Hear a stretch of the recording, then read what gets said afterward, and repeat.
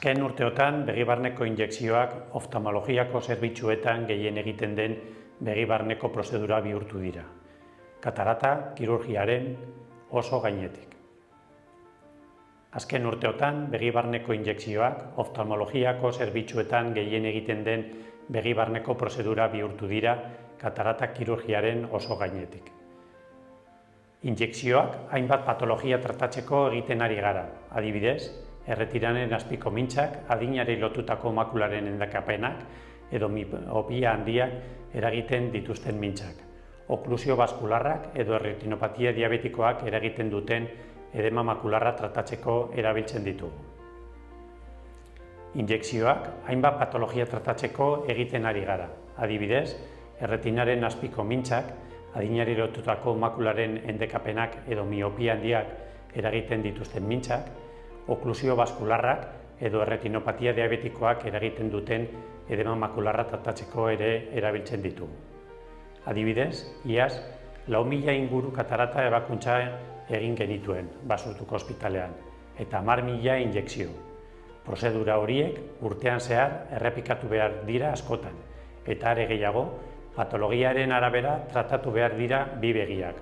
Horren ondorioz, bisita asko egiten dituzte pazienteak eta haren laguntzaileek.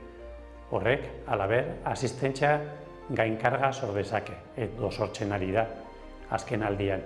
Izan ere, biztanleriaren zahartzearen ondorioz, farmako berriak agertzearen ondorioz, tratamendu mota hori behar duten gero eta paziente gehiago egotea espero da.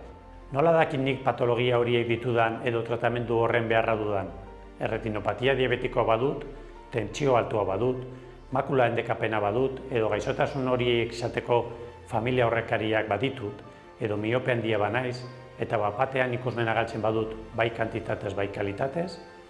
Adibidez, etxeko azulejoen edo ateen markoek zuzenak okertu egiten bazaizkit, edo orban bat badaukat erdian, eta horrek ikusmena zaintzen badit, edo orbain batzuk ere ikusten baditut nire ikusmen eremuaren inguruan flotatzen, eta gero eta okerrago ikustea eragiten dutenak, halakoetan larrialdetara etorri beharko duzue azkar hartatzeko.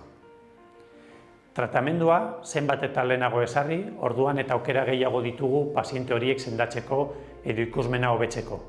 Hurrengo bideoetan, lankide batek adinari lotutako makula endekapenaz hitz egingo du. Beste batek, erretinopatia diabetikoaren eskrinari buruz hitz egingo du. Eta Helenak eta Arantzak, paziente gisa adinari lotutako makula endekapenean eta erretinosi pigmentarian duten esperientzia kontatuko digute. Espero dugu bideo sorta hauek zuei lagunduko dizuetela.